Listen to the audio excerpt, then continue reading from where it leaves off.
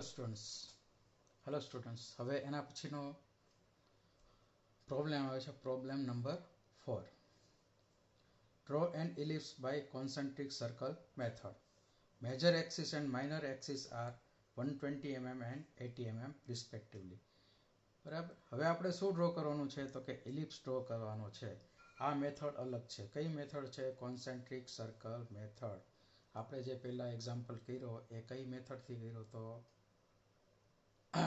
Arc of circle method થી આ છે કોન્સેન્ટ્રિક સર્કલ મેથડ ઓકે તો મેજર એક્સિસ અને માઇનર એક્સિસ એના માપ આપેલા છે 120 mm આ મેજર એક્સિસ છે 80 mm આ માઇનર એક્સિસ છે બરાબર કોન્સેન્ટ્રિક સર્કલ મેથડ થી આપણે ડ્રો કરવાનું છે તો કોન્સેન્ટ્રિક સર્કલ મેથડ એટલે કઈ મેથડ તો કે એવા બે સર્કલ કે જેના સેન્ટર સેમ હોય બરાબર બે સર્કલ છે બેના સર્કલ કેવા છે એના સેન્ટર કેવા છે સરખા છે સેમ સેન્ટર છે બરાબર એટલે આને આપણે એમ કીધું છે કોન્સેન્ટ્રિક સર્કલ મેથડ એવા સર્કલ કે જેના સેન્ટર સરખા હોય એક જ સેન્ટર હોય એને કહેવાય કોન્સેન્ટ્રિક સર્કલ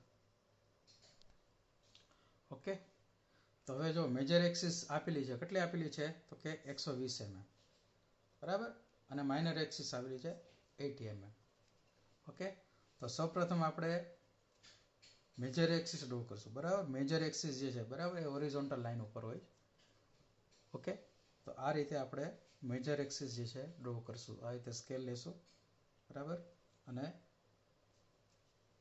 આ રીતે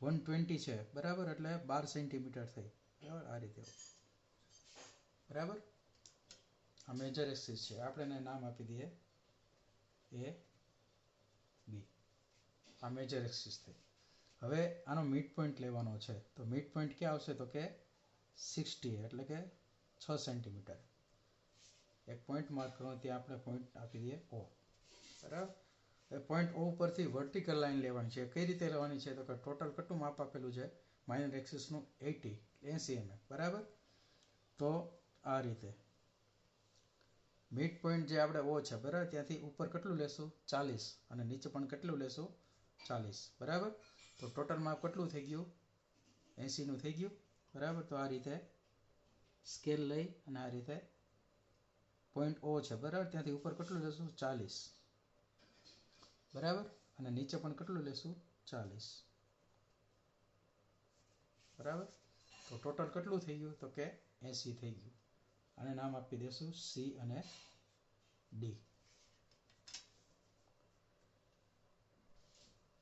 હવે તમારે પરિકર લેવાનું છે બરાબર પરિકર લઈ અને ઓ ને સેન્ટર રાખવાનું છે ઓ ને સેન્ટર રાખવાનું છે અને ઓ એ જેટલું માપ લેવાનું છે ઓ ને સેન્ટર રાખવાનું છે અને ઓ એ જેટલું માપ લેવાનું છે આ રીતે બરાબર ઓ ને સેન્ટર રાખવાનું છે ઓ એ જેટલું માપ લેવાનું છે અને એક સર્કલ ડ્રો કરવાનું છે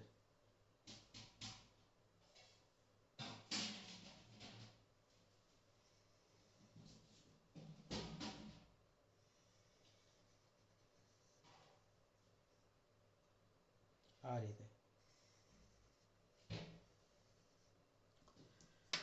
બરાબર તો આ જે સર્કલ જે છે એ એ બી માંથી પાસ થશે હવે ઓ ને સેન્ટર રાખવાનું છે ઓસી જેટલું માપ લેવાનું છે આ રીતે ઓ ને સેન્ટર રાખવાનું છે ઓસી જેટલું માપ લેવાનું છે અને બીજું એક સર્કલ ડ્રો કરવાનું છે આ રીતે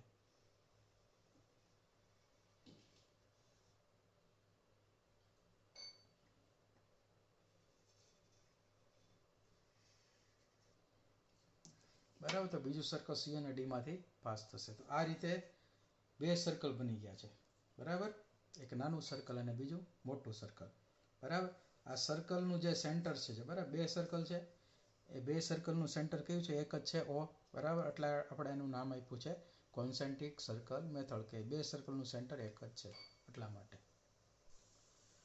હવે તમારે આ રીતે કોણ માપક લેવાનું છે બરાબર આ જે સર્કલ જે છે બે સર્કલ એ બંને સર્કલના 12 ભાગ કરવાના છે 12 ઇક્વલ પાર્ટ્સ બરાબર તો કઈ રીતે કરશું તો કે આ પોઈન્ટ જે છે પોઈન્ટ ઓ બરાબર ઈ પોઈન્ટ અને આ જે તમારું જે કોણ માપકનો જે મિડલ પોઈન્ટ જે છે બરાબર, જે હોરિઝોન્ટલ અને વર્ટિકલ લાઈન જે મેચ થાય ત્યાં રીતે સેટ કરવાનું બરાબર છે.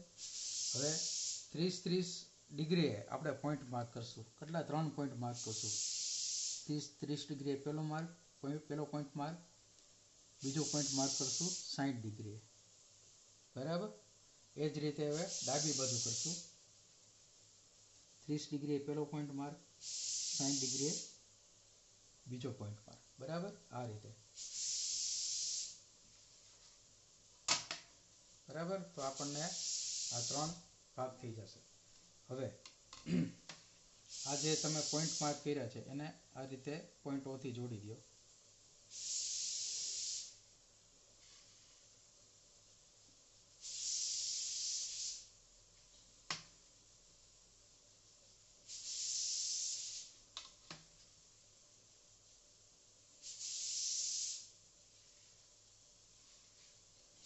બરાબર. હવે આ જે આપણે પોઈન્ટ જે માર્ક કર્યા હતા એને આ રીતે જોડશું બરાબર. તો જુઓ તમે સર્કલ જે છે એના 12 એટલે કે 12 સરખા ભાગ પડી ગયા છે બરાબર. 1 2 3 4 5 6 7 8 9 10 11 અને 12. હવે આ જે 12 ભાગ પડ્યા છે આપણે એને નંબરિંગ આપી દઈશું.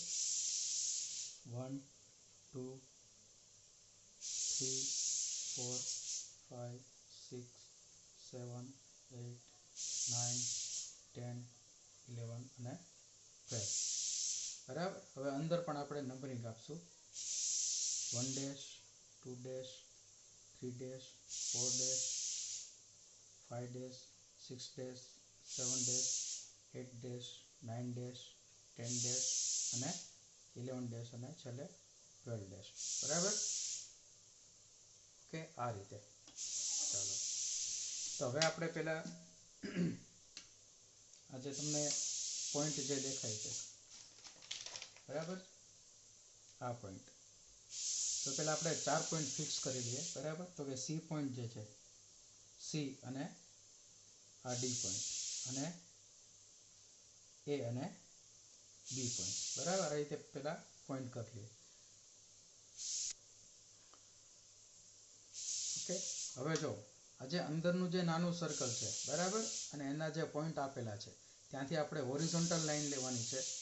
આ બહારનું જે મોટું સર્કલ છે ત્યાં જે પોઈન્ટ આપેલા છે ત્યાંથી આપણે વર્ટિકલ લાઈન લેવાની છે બરાબર. તો ચાલો આપણે જોઈએ. તો પોઈન્ટ નંબર 1 થી સ્ટાર્ટ કરીએ. તો આજે 1 ડેશ જે છે બરાબર, આ કયું છે 1 ડેશ? કોની ઉપર આવેલું છે? તો કે નાના સર્કલ ઉપર. તો નાનું સર્કલ જે છે બરાબર ત્યાં આવેલા પોઈન્ટ ઉપરથી આપણે હોરિઝોન્ટલ લાઈન લેવાની છે.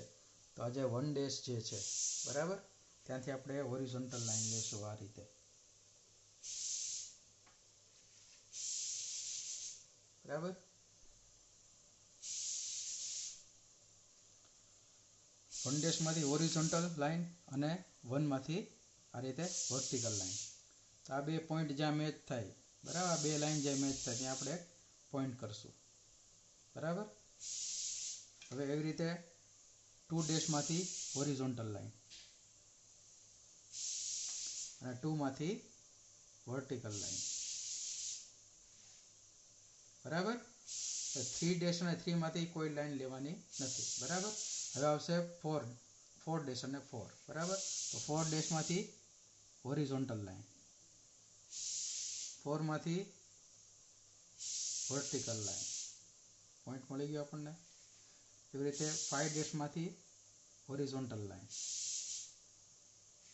5 માંથી વર્ટિકલ લાઈન,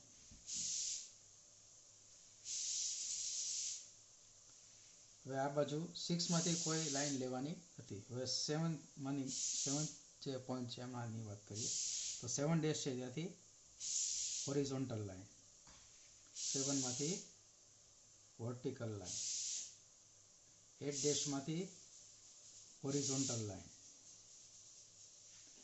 8 માંથી વર્ટિકલ લાઈન,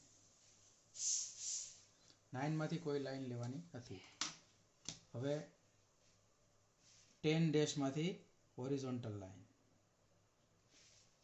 10 માંથી વર્ટિકલ લાઈન, 11 ડેશમાંથી હોરિઝોન્ટલ લાઈન, 11 માંથી વર્ટિકલ લાઈન. બરાબર, 12 માંથી કોઈ લાઈન લેવાની નથી. બરાબર, તો આ જે તમને પોઈન્ટ મળશે હોરિઝોન્ટલ અને વર્ટિકલ લાઈન ડ્રો કરશો. બરાબર, તો ત્યાંથી જે તમને પોઈન્ટ મળશે એ પોઈન્ટને આપણે જોડવાના છે. બરાબર, તો સ્મૂથ કરવાથી આપણે જે પોઈન્ટ જે છે બરાબર એને જોડી દઈએ. તો આ રીતે આપણે અહીંથી ચાલુ કરીએ. બરાબર, પોઈન્ટ સી થી આ રીતે.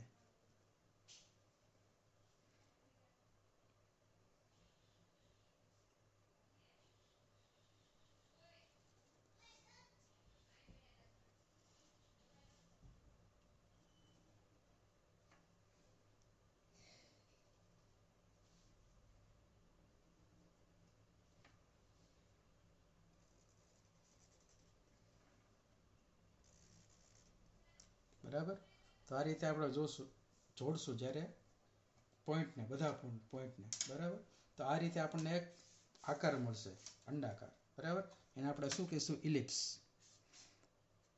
આ જે આપણને જે આકાર મળ્યો એને આપણે શું કહીશું? ઇલિપ્સ. બરાબર, તો આ થઈ ગઈ તમારી કોન્સેન્ટ્રિક સર્કલ મેથડથી ઇલિપ્સ બનાવવાની રીત.